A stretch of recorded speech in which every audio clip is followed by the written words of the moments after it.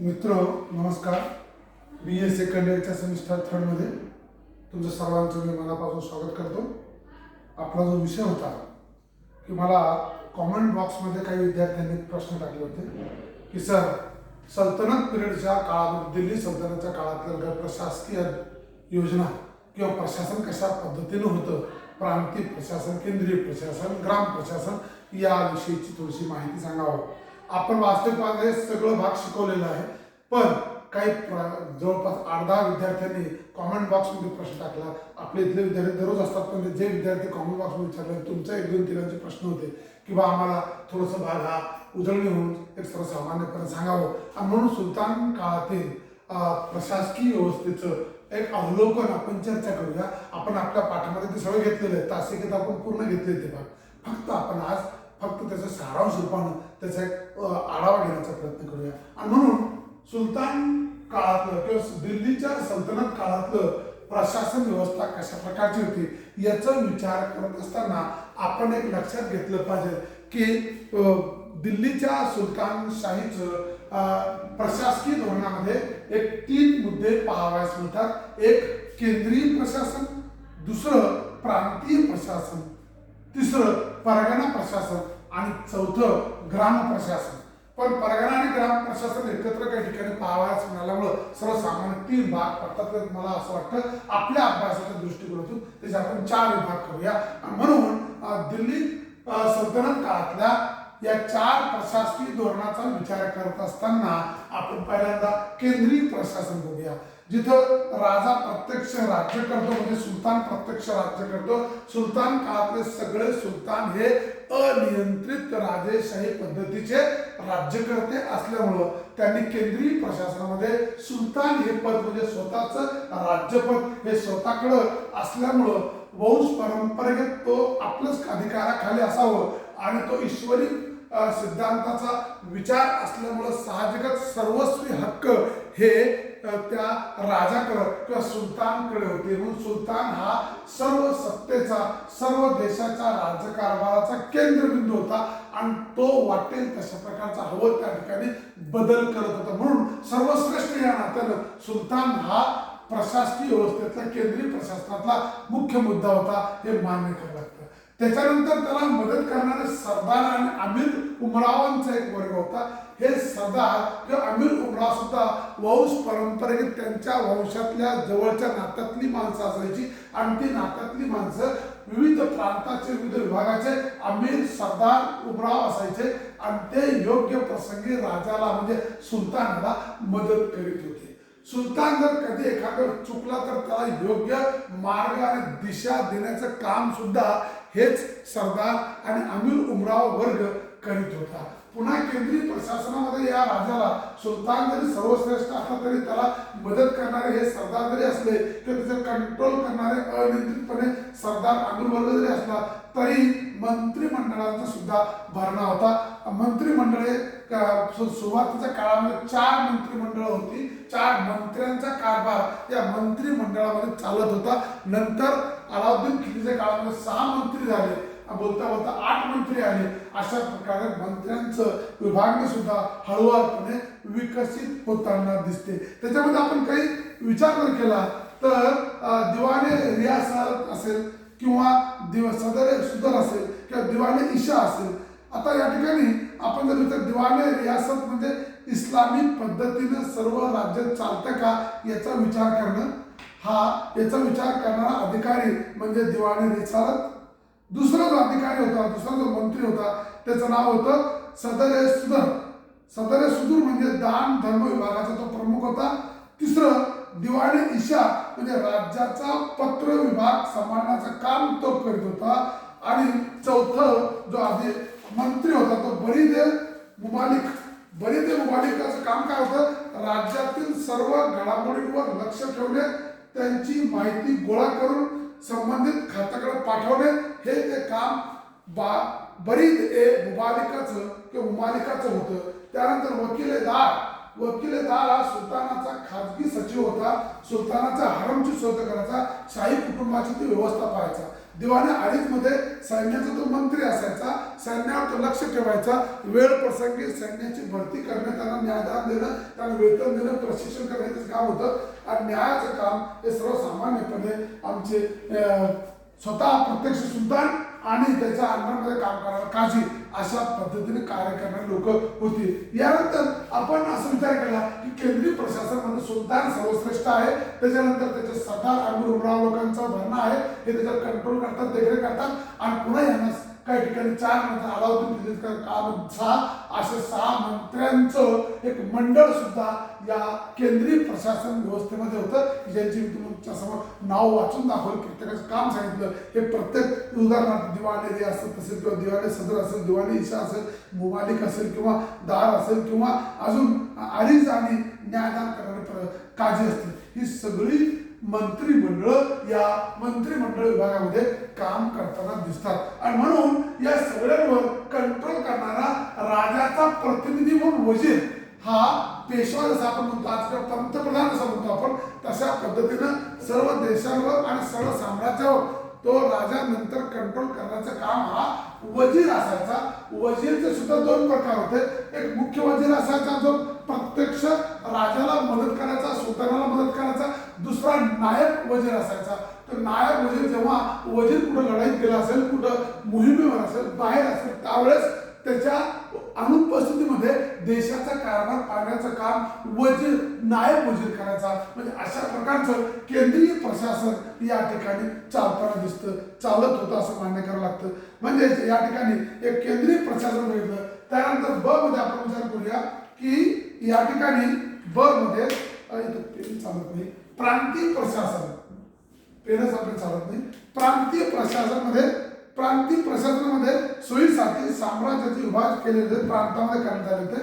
म्हणजे आपल्या देशाचा कारभार सुरळीत व्हावा यासाठी सुलतानानं आपल्या संपूर्ण साम्राज्याचे काही प्रांतामध्ये विभाग केलेले होते. त्याला इक्ता म्हणायचं.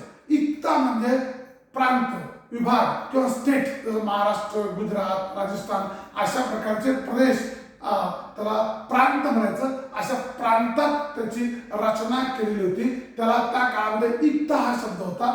आणि तो इक्ता नंतर जेव्हा नंतरच्या काळात अलाउद्दीन खिलजीच्या काळामध्ये हा इक्ता पद्धत बंद होऊन त्याच्याऐवजी सुभा म्हणजे दख्खन सुभा, उत्तर सुभा, पश्चिम सुभा अशा प्रकारचे, बंगाल सुभा, कानडा सुभा, राजपुताना सुभा अशा प्रकारचे सुभे, म्हणजे सुभा म्हणजेच स्टेट असं किंवा प्रांत अशा अर्थानं त्याचा वापर होऊ लागला. आणि त्याच्या दृष्टिकोनातनं आपल्याला या ठिकाणी प्रांतीय प्रशासनाचा कारभार होऊ लागला. अलाउद्दीन खिलजीच्या काळामध्ये 11 सुबे होते, पण तुघलकाच्या काळामध्ये जवळपास भारताचे 23 सुबे निर्माण झाले होते. आणि या 23 सुब्याचा संपूर्ण सुलतान हा अलाउद्दीन खिलजी नंतर मोहम्मद तुघलक पाहावास म्हणतो. म्हणजे याचा अर्थ असा की प्रांतीय प्रशासन सुद्धा अत्यंत उत्तम पद्धतीनं या देशाचा कारभार पाहत होते. मग प्रांतीय प्रशासन पाहणारे जे अधिकारी वर्ग होते त्याच्यामध्ये सुभा म्हणजे सुभेचा मुख्य प्रमुख कोण? सुभेदार. म्हणून सुभेदार हा सर्वश्रेष्ठ प्रांतामध्ये शांतता प्रस्थापित करण्याचं काम करीत होता.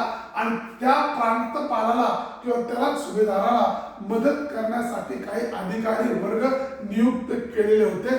जसे मंत्रिमंडळात मंत्री होते तशाच प्रकारचे प्रांतामध्ये अधिकारी वर्ग आपापल्या पद्धतीनं ती कामं करायची. आणि प्रांतपालाला म्हणजे याचा अर्थ असा की त्या सुभेदाराला आपलं कार्य पाठवत होते, कळवित होते. म्हणजे अशा प्रकारचं प्रांतीय प्रशासन हे सुभ्याचं प्रशासन देशामध्ये सुलतान काळामध्ये चालताना दिसतो. त्याच्यानंतर परगणा प्रांत.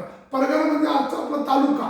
आपण तालुका असते रोज जसं 20-25 खेड्यांचा म्हणून एक तालुका किंवा 5-50 खेड्यांचा म्हणून एक तालुका, तशा प्रकारचा या ठिकाणी परगणा प्रांत होता. परगणा प्रांतामध्ये अशा अनेक खेड्यांचं मिळून एक एरिया, एक प्रदेश, एक विभाग प्रस्थापित करायचं, त्याला परगणा म्हणायचं. आणि त्या परगण्याचा प्रमुख म्हणून अधिकारी अंमलदार, आपल्याकडे ठाणे अंमलदार असतो बा, अंमल करणारा म्हणजे त्या एरियातला, त्या विभागाचा, त्या परगण्याचा कंट्रोल करणारा, त्याच्यात अंमल बसवणारा अंमलदार म्हणून अंमल हा अधिकारी त्या ठिकाणी असायचा. तो परगण्यात शांतता प्रस्थापित करणे, सुव्यवस्था प्रस्थापित करणे, प्रांतात होणाऱ्या घडामोडींचा संपूर्ण लेखाजोखा सुभेकडे पाठवणे, सुभेदारामार्फत ते केंद्रीय प्रशासनाकडे पाठवलं जायचं. अशा प्रकारचं प्रशासन व्यवस्था चालायची. आणि म्हणून प्रांताधिकाऱ्याच्या आदेशाचं पालन करून हा आपला परगण्याचा कारभार पाहत होता. त्याला अंमलदार म्हणायचं किंवा अंमल म्हणायचं. त्यानंतर त्याच्या हाताखाली मुशरफ नावाचा व्यक्ती अधिकारी होता. तो फक्त टॅक्स वसूल करायचा.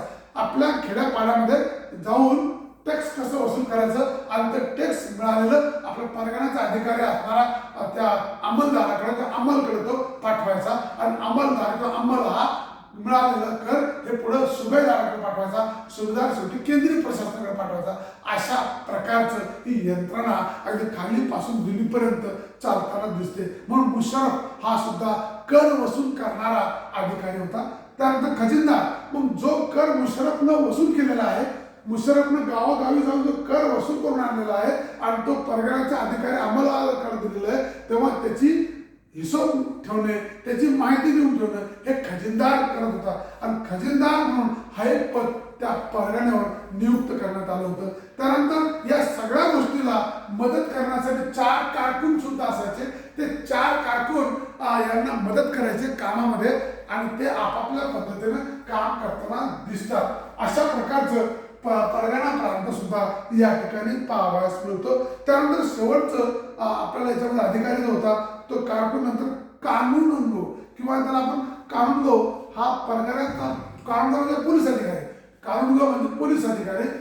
परगण्यामध्ये शांतता सुव्यवस्था प्रस्थापित करणे हे त्याचं कार्य होतं. आणि परगण्याची तो पटवाऱ्यांची नियुक्ती करत होता. आता पटवारी आणि जमीन महसुलाची नोंद करणे हे त्याचं काम होतं. चौधरी हा परगण्यात दौरा काढायचा, पूर्ण खेड्यापाड्यात फिरायचा. पाऊस कुठं पडलाय, जमीन कशी आहे, पीक पाकलेले काय काय त्याचा तो दौरा काढायचा, त्याला चौधरी म्हणायचं. आणि तो अवलोकन करून आपला अहवाल प्रांतपालाकडे पाठवायचा. अशा पद्धतीनं कारकून, चौधरी, कानूनगो, नंतर खजिनदार, मुशर्रफ, अंमल हे सगळे अधिकारी परगण्यामध्ये काम करताना दिसतात. मग परगण्याचा पुन्हा एक उपभाग म्हणजे ग्राम प्रशासन होतं, जे खेडे प्रशासन आहे. प्रत्येक खेड्यातलं प्रशासन कशा प्रकारचं होतं एक लक्षात घेतलं पाहिजे. मध्ययुगामध्ये खेड्याच्या प्रशासनामध्ये पाटील, कुणबी आणि यांच्यामध्ये कुठल्याही प्रकारचा हस्तक्षेप सुलतानशाहीने केलेलं दिसत नाही. कारण सुलतान हा दिल्लीवर तख्त नशीन असायचा. त्याला एका कानाकोपऱ्यात होणाऱ्या खेड्यामधले प्रसंग त्याला माहीत नव्हते, म्हणून तो तिकडे लक्ष देत नव्हता. तर ते सर्व पाटील आणि तिथल्या ग्राम प्रशासनावर ते अवलंबून असायचं, त्यांच्यावर ते सोपून दिलेलं असायचं. म्हणून ग्राम प्रशासन हे सर्वात शेवटचा अत्यंत महत्वाचा राज्यातला घटक होता. त्याच्यामध्ये पाटील, पटवारी, चौकीदार हे ग्राम प्रशासकीय अधिकारी होते. पाटील म्हणजे गावातील शांतता सुव्यवस्था प्रस्थापित करणं, ते आजही चालतं. दुसरी गोष्ट पटवारी म्हणजे कर वसूल करणे. जे मग अशा आपण कर वसूल करणारा जो मुशर्रफ असायचा तशाच प्रकारचा हा सुद्धा मुशर्रफच्या हाताखालचा चौकीदार आपल्या या ठिकाणी पटवारी काम करायचा. चौकीदार म्हणजे गावाचं दिवसा रात्री रक्षण करणं, चौकी सांभाळणं. त्यानंतर पंचायत शासनमध्ये न्यायदान सुद्धा ते केलं जात होतं. म्हणजे याचा अर्थ असा की आपल्या सल्तनत काळातील तुम्ही विचारलेल्या प्रश्नांची उत्तर देताना किंवा तुम्हाला जी शंका आली त्या शंकाचं मी फक्त निरसन या ठिकाणी करतोय. हे सगळं आपण ऑनलाईन तासिका आणि ऑफलाईन तासिका, ऑफलाईन बसलेले ऑनलाईन बसलेल्या विद्यार्थ्यांना शिकवत असताना हे सगळं भाग शिकून दिलेला आहे. फक्त पुनरावृत्ती म्हणून तुमच्या त्या SMS उत्तराला तुम्ही पाठवलेले प्रश्न, तुम्ही पाठवलेले SMS उत्तर मी तुम्हाला देत आहे की या ठिकाणी सल्तनतकालीन प्रशासन हे 4 प्रकारचं होतं. एक होतं केंद्रीय प्रशासन. केंद्रीय प्रशासनामध्ये सुलतान प्रमुख असायचा, त्याला मदतनीस सरदार अमीरुमरावांचा गट असायचा. त्याच्या हाताखाली मंत्रिमंडळ असायचे. सुरुवातीला 4 मंत्री होते, नंतर 6 मंत्री झाले. त्या मंत्रिमंडळामध्ये नंतर वजीर हा प्रमुख असायचा. वजीर ही सुलतानासारखी भूमिका वठवायचा. तिथं तो जर गैरहजर असेल तर त्याच्या ऐवजी नायब वजीर हे कारभार पाहत होता.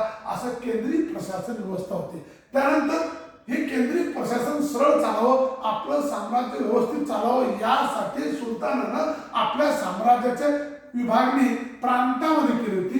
ते प्रांत म्हणजे इक्ता, ही इक्ता आता बदलून त्याच्याऐवजी सुबा हे नाव आलं आणि सुबे सुरुवातीला 12-13 सुबे होते, नंतर 23 सुबे झाले. अशा पद्धतीनं सुब्याचा सुभेदार हा प्रमुख अधिकारी असायचा आणि सुभेदाराला मदत करणारे इतर काही अधिकारी त्या ठिकाणी नियुक्त असायचे आणि ते सुभेदाराला मदतीच करणारे सर्व अधिकारी एकत्र येऊन सुब्याचा कारभार पाहून आपल्या सुलतानाकडे सगळं वृत्तांत पाठवित होते. आता हा सुभेदार जो होता त्या सुभेदाराचे पुन्हा काही भाग म्हणजे तिसरा भाग परगण्यामध्ये केलं होतं. परगणा म्हणजे आजचा तालुका पद्धत, तालुका जसा म्हणतो तशा पद्धतीचं अनेक खेडे म्हणून त्यांचा एक तालुका, एक गट, एक विभागला जायचा आणि त्या परगण्याचा प्रमुख म्हणून अंमलदार किंवा अंमल, हा अंमल काय करायचा, त्याच्यावर शांतता सुव्यवस्था प्रस्थापित करून कंट्रोलिंग करण्याचं काम त्या परगण्याचा तो करत होता. नंतर त्याच्या हाताखाली मुशर्रफ नावाचा अधिकारी असायचा. तो मुशर्रफ काय करायचा, कर वसूल करायचा. कर वसूल करून आणल्यानंतर आपल्या त्या अंमलदाराकडे आणून दिल्यानंतर त्याचा हिशोब वगैरे माहिती देऊन ठेवायचं काम खजिनदार करायचा. आणि मग या सगळ्या परगण्यावर मदत करण्यासाठी त्यांना चार कारकून असायचे. ते कारकून बिचारे त्यांच्या हाताखाली काम करत होते. त्यानंतर कानूनगो हा अधिकारी त्या काळामध्ये शांतता प्रस्थापित करण्याचं काम करायचं. पोलीस जे आज कार्य करतो तशा प्रकारचं अंतर्गत शांतता प्रस्थापित करण्याचं, सुव्यवस्था प्रस्थापित करण्याचं काम कानूनगो करायचा. अशा शिवाय पटवाऱ्यांची नियुक्ती करायचा. पटवारी म्हणजे ग्राम पातळीवर कर वसूल करणारा अधिकारी, त्याची सुद्धा तो नियुक्ती करायचा. अशा शिवाय चौधरी नावाचा एक अधिकारी असायचा. तो चौधरी खेड्यापाड्यातनं दौरे काढायचा, कोणत्या विभागात कोणत्या खेड्यात कशा प्रकारची परिस्थिती आहे याची पूर्ण माहिती तो आपल्या प्रांतपालापर्यंत पोहोचवित होता. म्हणजे याचा अर्थ असा की अशा पद्धतीने केंद्रीय प्रशासन, सुभा प्रशासन आणि परगणा प्रशासन अशा 3 प्रशासन असताना चौथं प्रशासन अत्यंत स्वयंपूर्ण होतं, ते म्हणजे ग्रामीण प्रशासन. त्याला आपण ग्राम प्रशासन म्हणायचं. हा शेवटचा अतिशय उत्तम घटक होता, जिथं पाटील, पटवारी, चौकीदार हे कारभार पाहत होते. पाटील हे गावाचा प्रमुख असायचा आणि गावाची सुरक्षितता, शांतता प्रस्थापित करण्याचं काम तो करायचा. त्यानंतर पटवारी तेच वसूल करायचा, कर वसूल करायचा. कर वसूल झाल्यानंतर त्याचं पुन्हा त्याच्यावर देखरेख आणि कंट्रोलिंग करण्याचं काम अधिकारी असायचा. पुन्हा गावाचं देखरेख आणि चौकीदारी करायचं काम चौकीदार करायचा. आणि गावात कुठल्या प्रकारची अशांतता होणे किंवा न्यायनिवाडे करावे यासाठी प्रांतपालामध्ये त्या ग्राम पातळीवर पंचायत शासन, न्यायदान करणारं शासन निर्माण करण्यात आलं होतं आणि स्वयंपूर्ण होतं. म्हणून आज आपण फक्त सुलतानशाही काळातील केंद्रीय प्रशासन, सुभा प्रशासन, प्रांतीय प्रशासन, आपण आपल्या पद्धतीनं केंद्रीय प्रशासन, प्रांतीय प्रशासन, परगणा प्रशासन आणि ग्राम प्रशासन अशा 4 प्रशासनाच्या नेतृत्वाखाली संपूर्ण हिंदुस्थानचं या दिल्ली सल्तनतचं साम्राज्य एकवटलेलं होतं आणि अगदी गावापासून तर दिल्लीपर्यंत एक छत्री अंमलबजावणी करणारं प्रशासन हे सुलतान काळातलं प्रशासकीय धोरणाचं वैशिष्ट्य दिसतं. आणि हे वंश परंपरागत राज्य एका पिढीकडून दुसऱ्या पिढीकडे जाताना दिसतं. मात्र याच्यामध्ये काय झालं, ज्या वेळेस आक्रमण झाली किंवा युद्ध झाली त्याच्यामध्ये राजा संपला आणि दुसरा सुलतान गादीवर आला, तिसरा सुलतान गादीवर, म्हणजे हळूवारपणे सुलतान बदलत गेले. पण प्रशासन मात्र अशाच पद्धतीनं चालत आलं की ते प्रशासन आजही आम्हाला कुठेतरी ग्राम पातळीपर्यंत परगणा प्रांतामध्ये जे अधिकारी आहेत आजही आपण जे पाहतो ते कदाचित त्याच नावानं आजही तशाच प्रकारची भूमिका ओळखताना दिसतात. म्हणून सुलतान काळातली दिल्ली सल्तनत काळातील केंद्रीय प्रशासन, प्रांतीय प्रशासन, परगणा प्रशासन आणि ग्राम प्रशासन या 4 टप्प्यांमध्ये आपण संपूर्ण सुलतानशाहीच्या प्रशासनाची माहिती सांगू शकतो, लिहू शकतो आणि मांडू शकतो. याच्यामध्ये काही लोकांनी काही प्रश्न विचारले होते की प्रश्न असा होता विद्यार्थ्यांचा की सर हे आम्हाला सुलतान काळातले प्रांतीय प्रशासन किंवा केंद्रीय प्रशासन आम्हाला कळले नाही, म्हणून त्यांच्या आग्रहाखातीर मी पुन्हा आज तुमच्या बोलण्यावरून, तुमच्या विनंतीवरून आज तुमच्या समोर पुन्हा सुलतानकालीन केंद्रीय प्रशासन व्यवस्था, सुलतानकालीन प्रांतीय प्रशासन व्यवस्था, सुलतानकालीन परगणा प्रशासन व्यवस्था, सुलतानकालीन ग्राम प्रशासन व्यवस्था याविषयीची माहिती तुमच्या समोर मांडलेली आहे. याच्यामध्ये जर पुन्हा काही शंका आली तर तुम्ही मला प्रश्न टाका, SMS करा, उत्तर मी तुम्हाला द्यायला बसलेलंच आहे. जसं आज दिलं तसं उद्या पुन्हा देईल, काळजी करू नका. तुम्हाला चिंता करण्याची गरज नाही, कारण जिथं काही समजलं नाही तर मला प्रश्न विचारत चला, कारण का मला ते आवडतं. तुम्ही जितके मला SMS करता, जेवढे तुम्ही प्रश्न टाकता तेव्हा मला आनंद होतो. मला माझ्या विद्यार्थ्यांना कळायला लागले आणि मुलं आता मला प्रश्न करत आहेत, त्यामुळे मला आनंद होतो. आणि म्हणून तुम्ही प्रश्न विचारले तर मी तुम्हाला उत्तर देतो. पुढचा भाग घेण्यापेक्षा, नवीन अभ्यासक्रम सुरू करण्यापेक्षा आहे त्या अभ्यासक्रमातील काही शंका कुशंका याच्यावर चर्चा केली तर मला असं वाटतं अतिशय उत्तम होईल. हा दृष्टिकोन समोर ठेवून विद्यार्थ्यांच्या हितासाठी, विद्यार्थ्यांच्या कल्याणासाठी, विद्यार्थ्यांनी मांडलेल्या प्रश्नांची उत्तरं देण्यासाठी आपण या सर्वसामान्यपणे तुम्ही विचारलेल्या SMS द्वारे प्रश्नांचं सुलतानकालीन प्रशासन व्यवस्था ही 4 टप्प्यात होती. केंद्रीय प्रशासन, प्रांतीय प्रशासन, परगणा प्रशासन आणि शेवटी ग्राम प्रशासन. हे 4 टप्प्यांचा इतिहास सारांशपणे आपण या ठिकाणी मांडलेला आहे. याच्यात काही शंका आली तर मला पुन्हा प्रश्न विचारा. मी हे प्रकार सगळे तुम्हाला लिहून दिलेले आहे, हे तुम्हाला शिकवलेले आहे, नोट्स पुरवलेले आहेत. तुम्हाला काही चिंता नाही, फक्त तुम्ही हे समजून घेण्यासाठी तुम्ही सांगितलेल्या प्रश्नाचं उत्तर मी या ठिकाणी दिलेलं आहे.